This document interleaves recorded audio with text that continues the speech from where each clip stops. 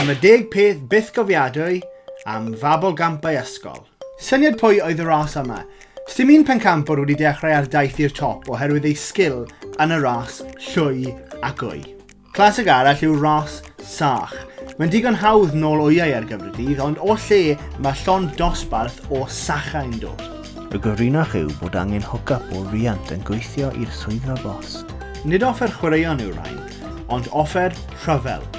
Shockingly, mae'r plant yn gweld yr offer am y tro cyntaf ar y diwrnod. Boes, dwi'n gwybod bod chi ddim wedi ymarfer gyda'r pethau yma o gwbl, ond jyst cymrwch yr arf yma a jyst twlwch e.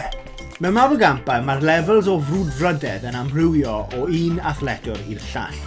Ond pob tro, mae 95% o'r egni yn dod o rhieni.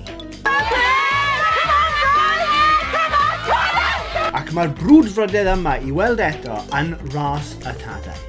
Yr angerdd, yr awydd i lwyddo, y penderfyniad, a hamstrings. Y dechneg rhyngwladol am y naid uchel yw'r Fosbury Flop, yr un sy'n mynd fel hyn.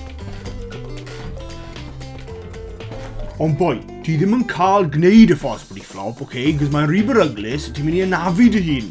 Rhy beryglis i wneud y flop, ond digon saff i neidio pan mae'n glawio javelins. Mae'n holl bwysig gadael i'r gynulleidfa a'r athletwyr wybod beth sy'n dod nesaf ar y dydd.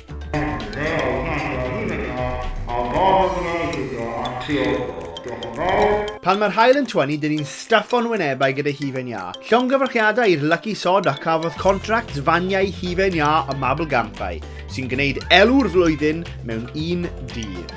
Y syniad yw bod pawb yn cymryd rhan, ond mae mwyafrif o rases yn hanner llawn, gan bod rai ffili redeg oherwydd maen nhw'n rhy cool. Ydych allu deall hynny, offach chi te i guddio, smygu a gwrando i My Chemical Romance. Ras fwy ar dydd, yr uchafbwynt. Dych chi ffili ennill trwy allu corfforol yn unig. Mae angen i bawb ganolbwyntio. Mae angen i bawb weithio fel un. Peidiwch drop o'r baton, peidiwch drop o'r baton, peidiwch drop o'r baton, peidiwch drop o'r baton, peidiwch drop o'r baton, peidiwch drop o'r baton, peidiwch drop o'r baton, peidiwch drop o'r baton, peidiwch drop o'r baton, dych chi'n drop o'r baton. Beth yw hoff atgof chi o'r mabl gampau, dan ei ddrwg rhan o'ch straeon yn y sylwadau? Pwy nes ti ladd hefo javelin? Pa pleb nath drop o'r baton? Beth nes i anghofio? Dwedwch wrthai, o ffarwel.